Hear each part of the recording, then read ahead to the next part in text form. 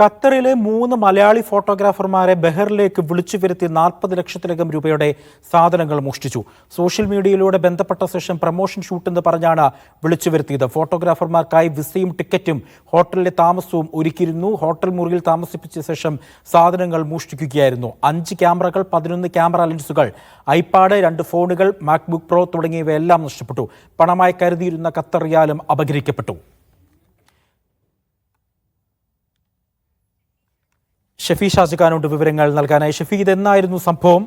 ഇതുമായി ബന്ധപ്പെട്ട പോലീസിന്റെ അന്വേഷണം ആരംഭിച്ചോ? അജീബ് നിമോൻ, ഖത്തറിൽ നിന്നുള്ള 3 മലയാളി ഫോട്ടോഗ്രാഫർമാരെയാണ് ബഹ്റൈനിലേക്ക് വിളിച്ചു വരുത്തി വലിയ തട്ടിപ്പ് നടത്തിയിരിക്കുന്നത്. ഇന്ന് രാവിലെയാണ് സംഭവം നടക്കുന്നത്. അതായത് ഹോട്ടലിൽ റൂം എടുത്തു കൊടുത്ത ശേഷം ഇവരുടെ ക്യാമറയും ലാപ്ടോപ്പും അടക്കം സകലതും തട്ടിപ്പുകാർ മോഷ്ടിക്കുകയായിരുന്നു.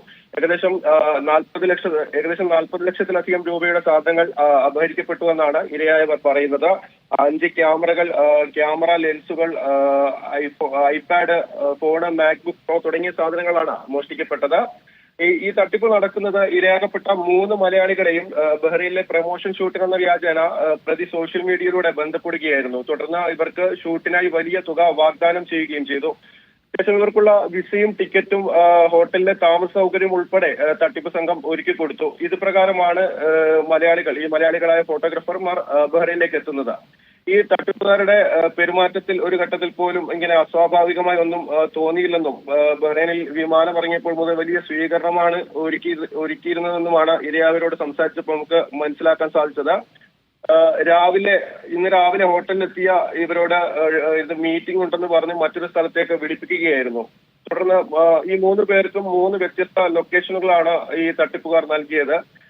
ക്യാമറയും മറ്റ് സാധനങ്ങളും എടുക്കേണ്ടെന്നും പരിപാടിയെക്കുറിച്ചുള്ള വിവരം നൽകാനാണ് വിളിക്കുന്നതെന്നും പറഞ്ഞാണ് വിവരങ്ങൾ നൽകിയത്.